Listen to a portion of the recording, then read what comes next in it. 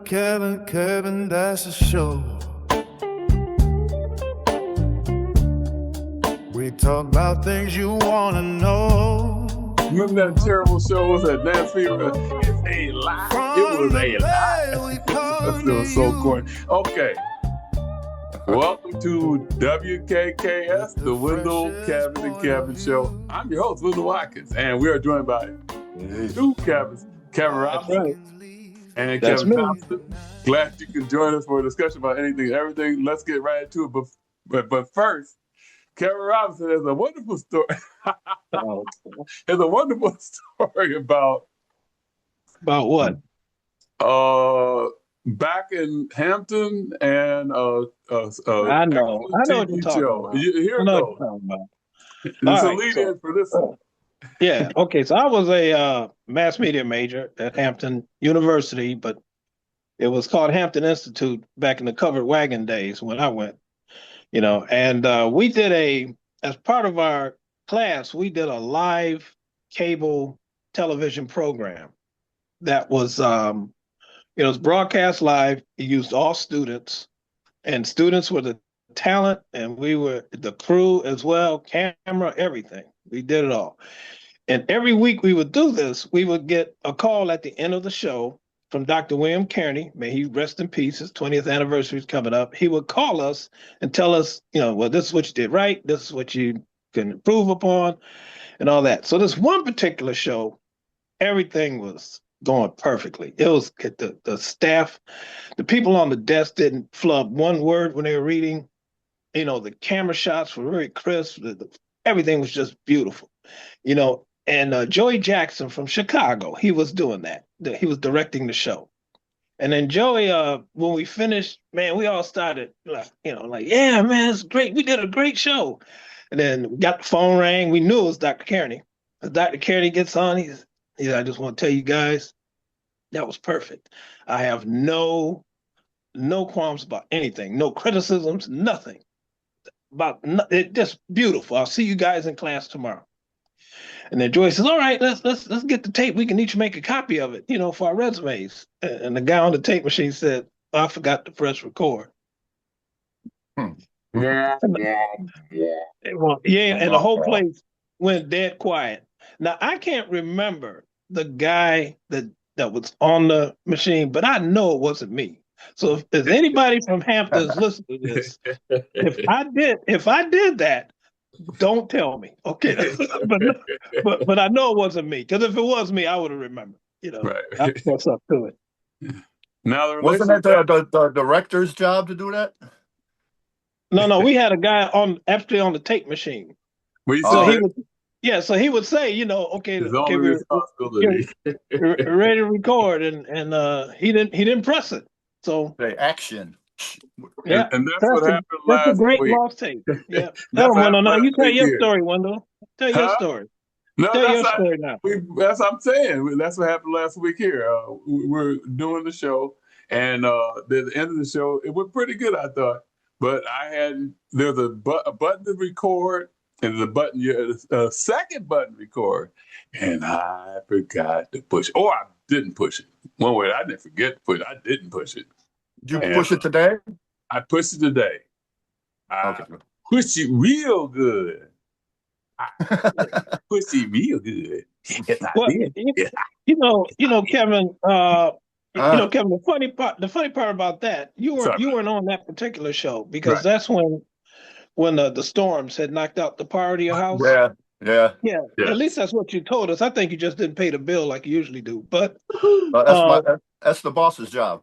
Oh, there you go. But what was funny is we went through the entire show, and then at the end, me and Wendell just randomly talking. He said, "Let me record this," and then the record came on. It says you're being recorded. I went, wait a minute, I didn't see that an hour ago. And I said, I don't think we recorded this. And it wasn't. It's lost forever. Right. So I went into the lost episode of WKK. Yeah. It will never be retrieved. Right. But I wanted to give some highlights instead of trying to recall what we said. There's a couple of highlights I really wanted to talk about, and One of them was this. Okay, it's like one of those things. Blah, blah, blah, blah, blah. Three things actually. One, I don't want you to forget to talk about the rushing for the fraternity, Kevin, because I think that's very, very interesting. I'm trying to figure out. It's about, because it's all about drawing lines, what you'll do and what you won't do. In general, it can be extrapolated to everybody's life, into different events. But there's a line. I think that's frankly the difference between almost everybody agrees that they're going to eat food to live, right?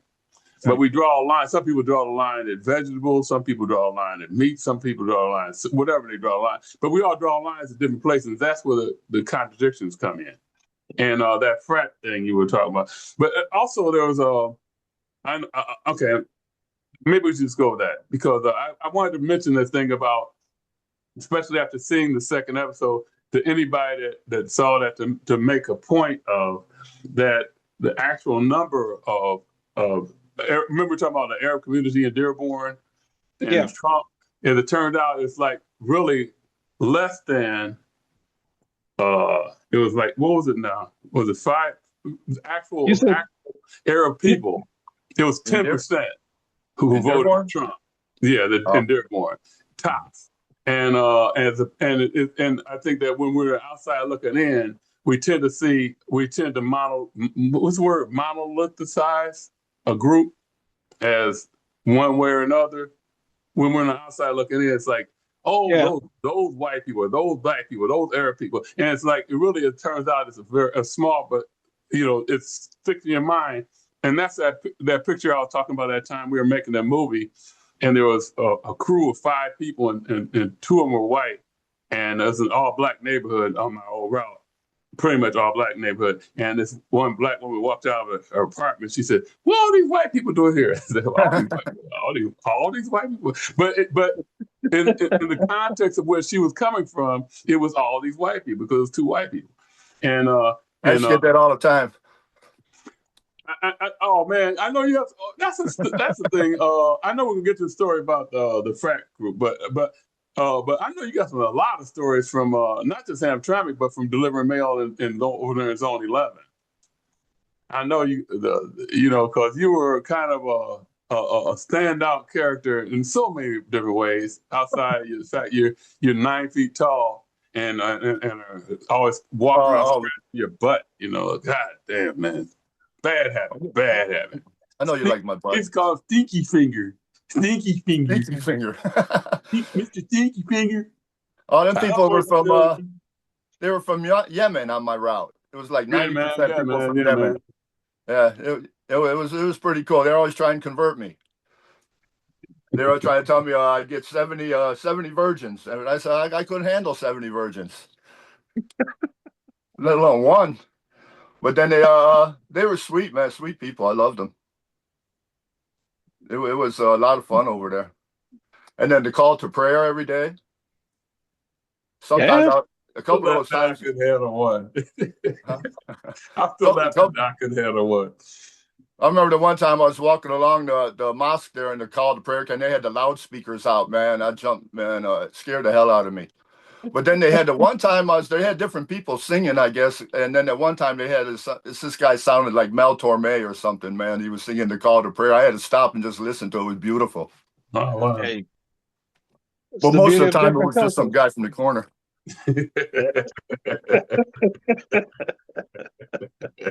So good.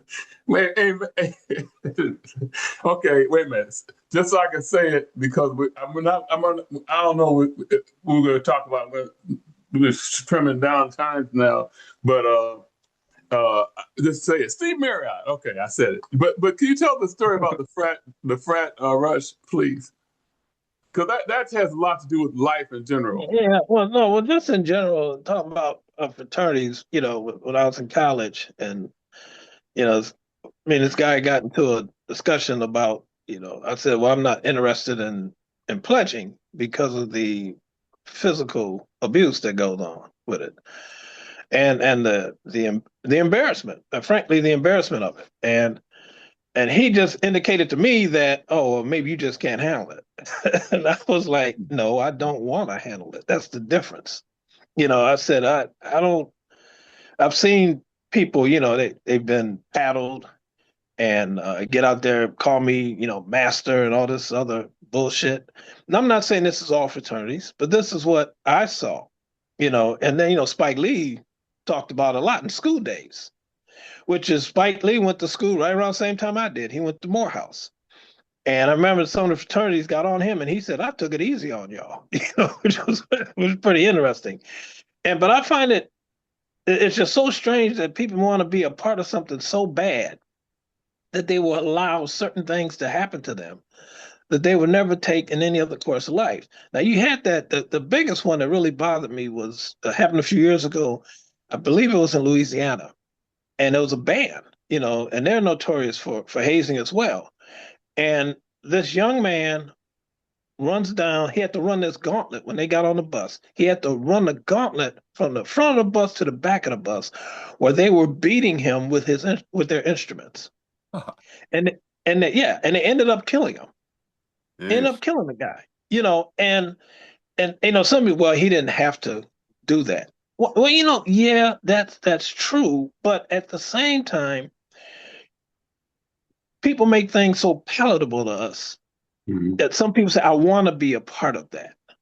I just want to do that. And I didn't understand. I would never run down and let somebody hit me with anything. But some people, they want to be part of these things. Not unless they expect to get hit back. Well, it's this one guy when I was in school when he said that, and he was just trying to indicate, I guess, you're a punk, Kevin, you can't handle this. And I told him, I said, well, I'll tell you what we'll do. I said, I'll pledge, but under you, period. And the only caveat is I get to hit back. And then we'll see who'll be calling who master, and, oh, no, it ain't the way it works. I said, I know that's not the way it works. See, the way it works. So you want to have to let that. They, it happened to them, so they got to give it to somebody else, though. And that's it. Yeah, that's it. Yeah, you pass it down, but nobody breaks. Like, we had a guy to get injured. He got hit in the back of the head with a 2x4 or something. So what is this madness, man? Yeah, it's crazy. So it's something Jack said yesterday too about God. I don't want to misquote Jack, but he did say something about how people do things because of I don't want to get this right, but like a certain dependency or something like that they have. And I said, yeah, when I was in school, I remember we talked about, they had a big case about Marlboro being sued by this guy because he got lung cancer. Yeah. And I remember we were talking about that, and I said, well, he didn't have to smoke. And that was my attitude. I was 20 years old, 21 years old. I said, he and I still have that attitude to a degree. Yeah. But I also know that Marlboro spent millions of dollars to push this stuff on us. Right. Yeah. So it's a shame that people want to be a part of a club. They want to be part of the military. They want to be a part of anything. Family. And family, yeah, absolutely. And then they find out that they get, you get into a situation. You go, what? Why am I doing this? Or years later, what did I do? Yeah, that's I don't know, man. That's a lot of the people that are in Mega now are probably feeling like that. I'm sure. If hopefully they're feeling like that. Yeah, hopefully. Yeah. I know some people that their whole life is like they run from one set of people to tell them what to do to another because they're a lot of it. I think we talked about this before. A lot of people were brought up very strictly to shut up, do what you're told. And so the rest of their life is not mom and dad, it's somebody else to find out, to tell them to shut up and do what they're told. And that's how they get through life. Ducking and dodging and trying to survive and not at any point questioning why that's happening like that. Right. Very important to wake up. That's critical. I mean, when I didn't want to go to church when I was 12. I wasn't feeling it anymore. I just didn't want to go. I mean, I had great times in church, King David over there on, what is it? Sunset and Nevada. King David Church. A great church. Had great Reverend Wilson and all that, man. It was a great church, but then I just wasn't feeling it. And my mother said, okay. She said, I don't agree with it. She goes, but I understand. I don't want to force you to do anything. So she says, okay, you go ahead and deal with that. You can deal with that. And if you want to talk about it, we can talk about it. And so I was lucky to have somebody like that instead. Yeah. Hell no, you taking your ass to church. This is what you got. You doing this. Sit down and read the Bible. No, she didn't do that. She didn't do that. So, and I try to do the same thing with my daughter, Mm-hmm. Who's grown now. And like when she wanted to become, she didn't want to eat beef no more because she liked animals. That was pretty funny. She was 11. And she said, I don't want to do that no more. So, Tina and I had said, well, okay, we got to get her protein somehow. So she still ate fish and chicken, but then she eventually, as she got older, she weaned herself out of all that. And we never try to discourage her. Mm-hmm. But on the opposite side, I always try to incorporate some veganism even in my diet. Yeah. Right. Yeah. So that's the difference. You want to force what's been forced on you, or do you want to look at it and go, man, I didn't like this. Yeah. So Yeah. I'm not going to do that to the next person and break the cycle. Yeah. And within that whole thing, it's all connected. I remember the story. I like to tell you stories that connect these kind of things. I was driving with this fellow who was driving me home from work. This is back when I was at the post office. And so we're coming around a one-way street, right? So this guy was parked in front of us talking to somebody. He was blocking the whole street. My man was like, the guy was driving. My man was like, damn it, I can't stand it. Blah, blah, blah, blah, blah. And he was getting ready to honk his horn. The guy finally took off, right? So then we went around the block. We could turn around the corner, and then he saw somebody. He didn't know they lived over there, right? He's like, and he did the same thing. Same thing. And I said, you're doing what you just were getting mad about, don't you? He goes, and I think that in life, a lot of times that happens. It's like, we're looking at it, but we're not looking in the mirror enough. So with more reflection, I think less of that stuff happens. It's like, wait a minute, I do that, and sometimes I better watch myself too. Yeah, because that has to do with the other thing we were talking about that I already forgot because I know it did. I'm getting old. I'm getting so old. Good God Almighty. Did you take your medicine? Yes. Took 2 months. I saw a movie yesterday that I think if y'all saw it, I think y'all felt exactly the same way. It was a bad movie. It was not good, but there was some funny ass parts to it. Soul Man. Y'all see that? Oh, No, I don't think so. Bernie Mac. Yeah. Yeah. I saw it. Yeah, it was silly as hell. It had some funny. It was a bad movie, but it was a funny ass scene. And the reason I thought about that was because Bernie Mac and Isaac Hayes both died before that movie came out. The same year it was made. They both died one day apart from each other. The same year it came out. By the time the post production before they released it, 2008, they had they capped it off with a salute to Bernie Mac and Isaac Hayes at the end for the closing credits.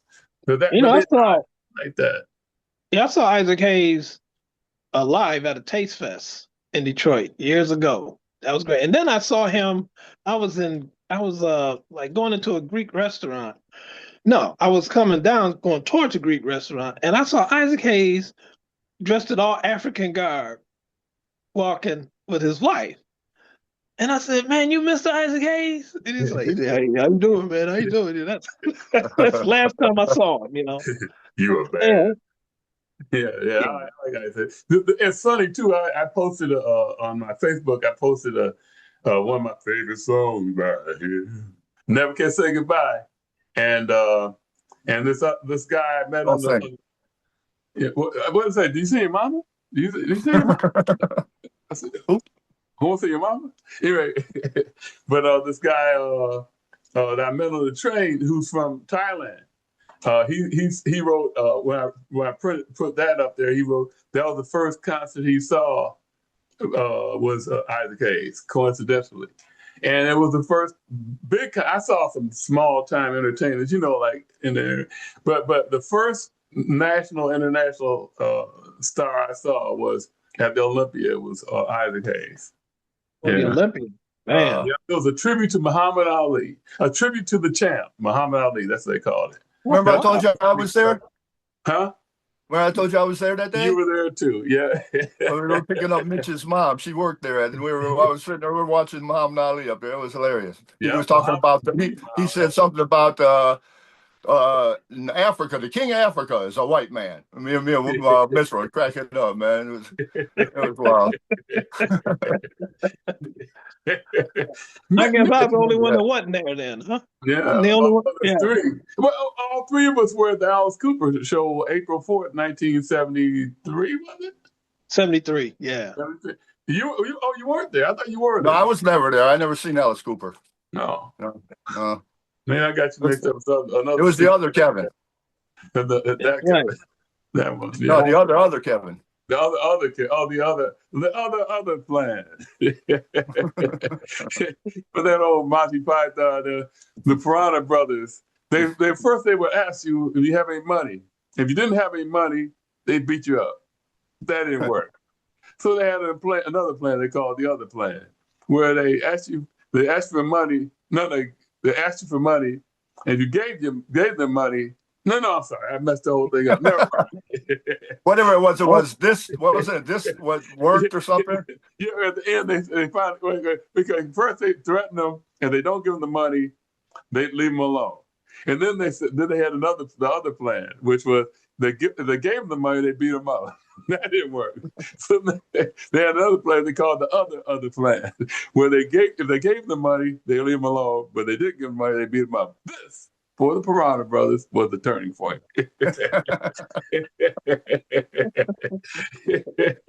What were them other guys?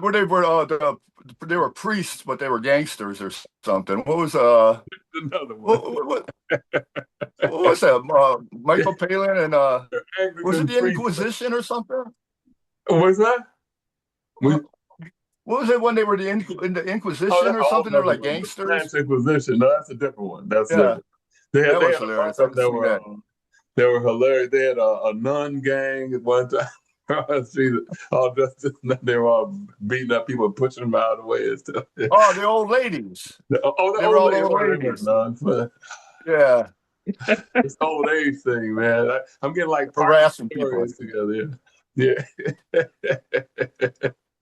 Yeah, that's good stuff. Okay. Reset. Okay. Yeah. Reset. Well, I'll reset something here. My so my kid just had her 33rd birthday on Monday. Happy birthday, Tony. Happy birthday. And Tony's like one of the all-time most nicest people in the whole world. And she's a testimony to people that are quiet but not shy. She's quiet, but she's not shy. Yeah, I was going through some stuff, and I saw this note. I saw this note from this woman I went to when I was in grad school at U of M, and there's a Valeria Rowan, and she had a baby shower evidently. And so she wrote me this thank you note. She says, "Thank you very much. My husband and I, we really love the outfits that you gave to our son." She goes, and they were just really, really nice. And I just want to say, I hope our son is as well behaved as your daughter. Oh, that's nice. And I said, dang, see, and people wonder, why do you keep all this stuff? That's why I keep all that stuff. That's okay, right. Because when I pull it out once in a while and look at it, it triggers that memory. Otherwise, it'd have been gone forever. So. Yeah. Can I say something on that? My all-time favorite, and I like lots of lines, especially like this guy. But I like lots of lines. And my favorite line, because it relates to that kind of thing too. As everybody knows, I'm not the best housekeeper in the world. In fact, I might be one of the worst. But anyway, but there's a lot of things that that I keep that are keepsakes, and I look at them and I remember just like that. And I was just the other day talking about that too, because I had some stuff lying around, and I remember this great line by David Bowie where he writes, "And my essays lying scattered on the floor fulfill their need just by being there." And that's how I feel about carrying things around. They fulfill their need. Why you keep all this stuff? Because they're fulfilling my need. So whenever I go through and have the nerve to go through, because sometimes it's just devastating sometimes to go through things, but when I have the nerve to go through the things, it makes me feel so good. Or bad, but really good. It's like a great thing. It ought to But be, it's man. messed I mean, Keep something. But it's messed up when you have to have a pathway going between everything, Well, you know. Again, limits. Everybody has their own limits, right? Yeah. Yeah, that's true. Right. It's so. Right. I like, before we go on, there's one other thing I like to say, very important to me, is we just lost a great person the other day. Yeah, I'm gonna bring that up. Yep. Yeah. Go ahead. Miss Margaret Harrison, who was a fantastic person, one of the best people. I mean, that's a real sense of word. And I remember one of my favorite story about her when we were first getting to know each other. She grew up she was born in 1941 in Alabama, and growing up.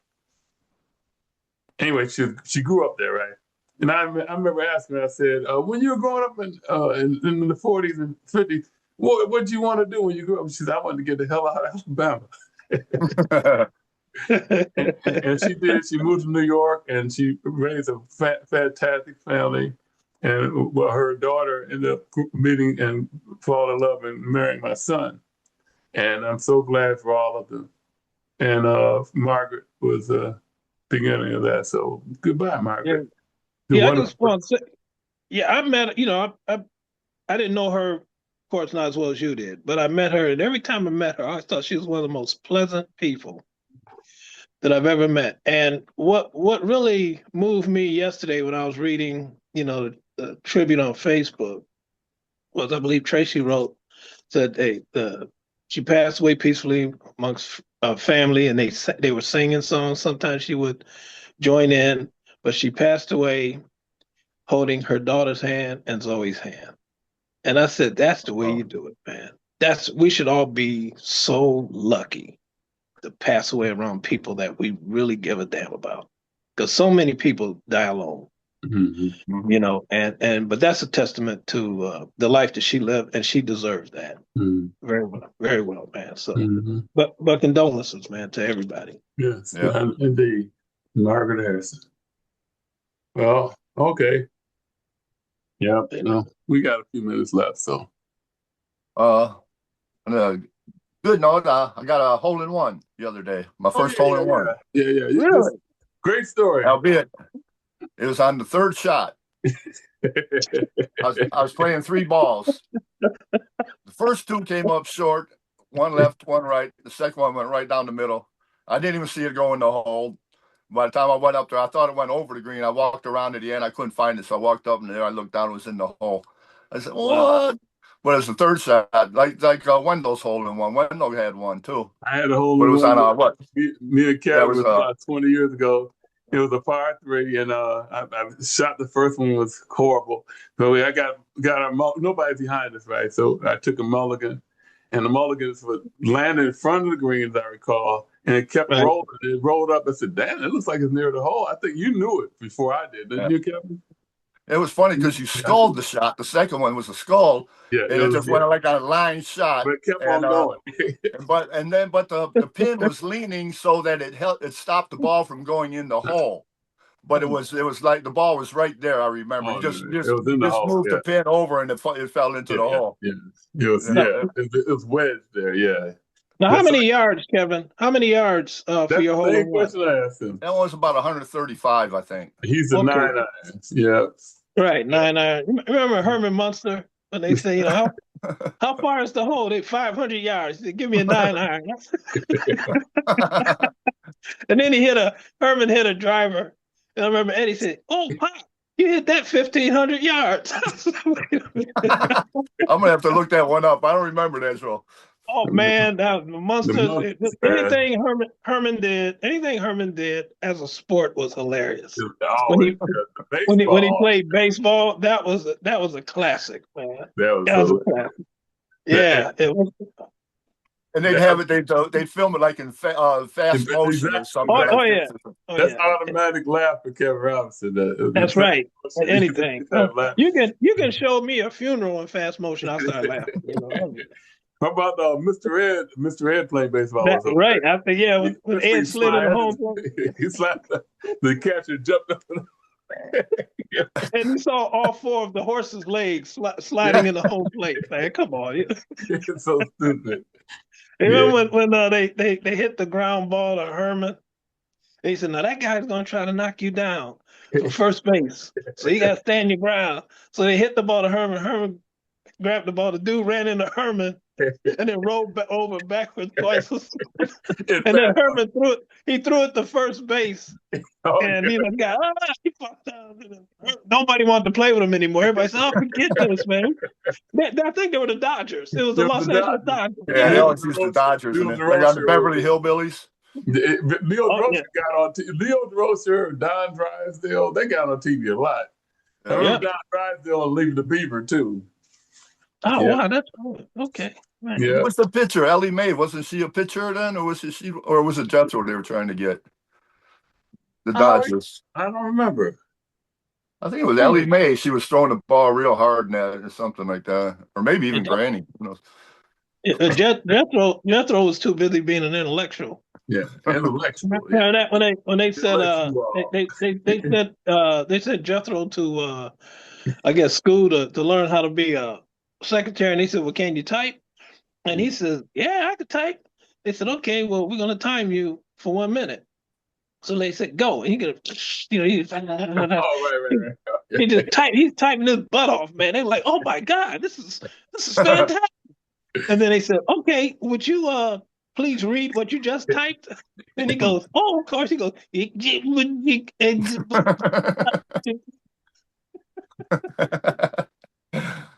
Jethro Bodine.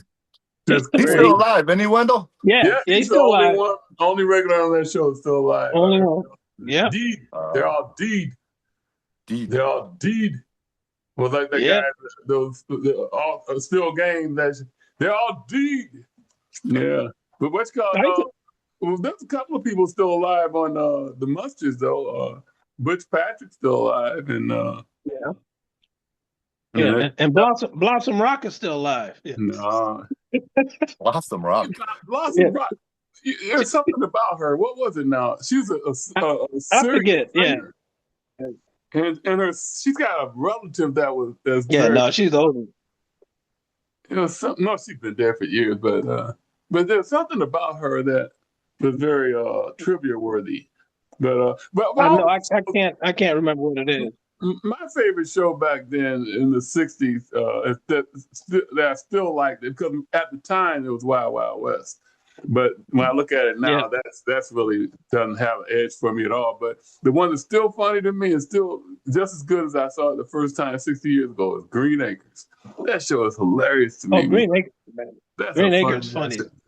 That show just started the absurdity thing, for me. Very subtle, too. Very subtle, very absurd, very subtle. It had a great theme song. That theme song was excellent. It was. They could play it any time for a different situation and slow it down. And show it just, hell of a now, I know one show that I didn't get into, but I've watched it a few times. I'm getting, and I think David, your big brother, liked it a lot, was Petticoat Junction. Right. That show was so strange to me, man. When I was growing up, I couldn't watch it. I couldn't get it. Yeah. I couldn't get past who was the mother? B. Benaderet. She just seemed to make my skin crawl for some reason. I couldn't stand watching her, man. The daughters are all cool, but her, I was like, The Petticoat Junction was one of those. It was started off. It was a typical sitcom of the time, the early '60s, and then it got older, and it kept going. It got the contagion of the Green Acres because it was a tie-in, right? And it started getting goofy, and it was funnier, but it was still so. It's something about that. I look at it, I said, okay, let me look at it. It comes on like 5:30 in the morning or something on Friday, and I was looking at it, okay. It doesn't. Now, Lost in Space, I watch that and I go, okay, I can still watch Dr. Smith. I don't care. He's funny as hell. you know, but it's just so silly. You know, that show was just so damn silly. But you know, you're 10 years old, checking it Same out. with Batman. Yeah. Yeah, oh, And man, Batman too. Yeah, Batman, I can get into the corniness of Batman, you know, and all But that. once or twice a week or once or twice a week, that's about it for me with Right, that. right. But I'll tell you one that this will surprise both of you about me. There was one show. I mean, I used to love those shows. Then for around 20 years, I didn't look at them at all. Now I look at them; they're funny as hell again. It's the Three Stooges. Oh yeah, uh, man. Because for around 20 years, I didn't like them. I all of a sudden, and then Oh I had really? seen them a long time, and then around uh, maybe 15 years ago, I was looking at Shemp, who I didn't like when I was a kid. I was looking at a Shemp episode. I started cracking up. I said, "This is that's what I was about funny." to say. You're a Shemp fan, man. I'm a Don't big Right. you have Shemp a fan. T-shirt with Shemp or something on it? Yes, I did. I forgot about that shirt, man. Yeah, with Shemp. Yeah. Yeah. That's my Yeah. favorite stooge. Alex Trebek said one time that was his favorite stooge. He was, I'm an oddball. My favorite stooge is Shemp. I said, yeah, me too. I love Shemp. Shemp. They said Shemp that you know, when Curly got sick, you know, he had his heart attack, Mm-hmm. and Mo asked, you know, Shemp was his brother too, and then Mo said, "And what, you know, I need you to come back, you know, to help me out." And Shemp really didn't want to do it because he was very successful on his own. Yeah. But he came back, you know, to help his brother and to help the act. And he was damn good. I was a Curly guy, you know, for sure. I was a Curly dude. But Me too. Shemp was great, man. Shemp, he brought something different to it too, man. His pratfalls were nuts, man. His pratfalls was crazy, man. like, yeah, how do you do Yeah. that? You know something, Wendell? Yeah, one second. Years ago, man, when I was working, this had to be over 20-something years ago. We had some visitors. I can't remember where the hell they came from, but they were automotive guys. They came in, and we had this meeting up in my office. And I'm sitting there, I'm looking at this one guy like, damn, this dude looked familiar. I couldn't. And so but you know, it's not professional, you know, to ask or the meeting. So when everybody got finished, we all finished. We had a little something to eat, and they get ready to leave. I shook the guy's hand. I said, "Look, man, I gotta ask you." I said, "You look just like Larry Fine." Huh. And he says, "Yeah, that's my uncle, man. That was my uncle." Wow. I said, "Man," I said, "I know this is not the first time." He said, "No, it's not." I said, "But man, I love the Three Stooges." I said, "But I kept looking at you, and he looked like Larry Fine." He had the same hairdo? No, he was bald. Oh, He was bald, but he looked. He could grab his hair, pull out. Right. So I said, "Hey, pick out two, 1, 2." You know, I did that to him, you know. How you like that, porcupine?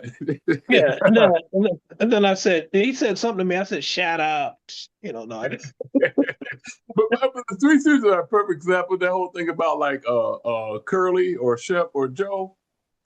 Hey, it's all right to like all three of them. I Right. never liked Joe until like last 5 years. Curly Joe? No, not nobody likes Curly Joe. That's not true. I mean, I still don't like Curly Joe. There might be a time later on in life I will. But I saw Curly Joe, the guy. I saw him in a Western where he got murdered horribly. Boy, it wasn't fun. It was nobody was laughing at that Curly Joe either. You was remember satisfying, the time? You remember the time that the Three Stooges came on? I think was it Truth or Consequences or something with Bob Barker. Yeah, And then Yeah. and they were all old men then, you know. So Bob Barker's like, "So, you know, how you guys doing? The classics." And then Larry says something and Mo goes, "Shut up." And he hit him like that. And you couldn't hear nothing. There was no sound effects. And then you know, Curly Joe say, "Hey, leave him alone." And then he go like this. But you didn't hear no sound effects with the folks. And then Bob Barker goes, "Yeah, man. Three Stooges." I said, "Man, that was a shame, man. Here I am, man. I'm in my 20s. I'm going, man, my boys done went downhill, you know." Yeah, man. It's you can't do that stuff when they're at that age. You can't. How they did when they're in their 40s and 50s for most of that stuff, and Yeah, in the 60s and in the late 50s they were in because they were born in the 1890s, right? right. Yeah. They were some tough old dudes, boy. Yeah, they said one side of Larry's face was very hard because of all the slaps he took. You know, it's like damn. He They'll wasn't do it. pulling no punches. They were No. the funniest I heard, but I was just sharing it with you the other day, Kevin, about when they asked, who's that really good looking woman that they said was one of their foils all the time, Christine, whatever her name was. Yeah. And he says, they want, Shemp says, really hit me, really, because she was doing like this because she didn't want to hurt. And so they said, like, really, so then she started, it's one of the funniest scenes in any Three Stooges movie, too. Yeah, yeah. She beats the hell out of it, but he says she really was hitting him. She, pow, pow, and pow. And then she pulls back, goes, pow, gives him a good old, and he goes, he says that when it was over, he goes, well, you beat the hell out of me, or something like that. Right. And she was crying about that, I believe. I'll tell you this much, she should have, because she beat the shit. Yeah. Yeah, and if you see the actual scene, it's like, damn. It's funny as hell, though. It's funny, man. But I have to look that up. I don't remember seeing that. I'll tell you later on which one it was. So it was hilarious. I'll check it out. Yeah. She's something else, man. I think we're gonna ease on out of here right now because we're gonna try and cut this too. What's that? Haven't been taken by aliens. No, there he is again. He's back. Well.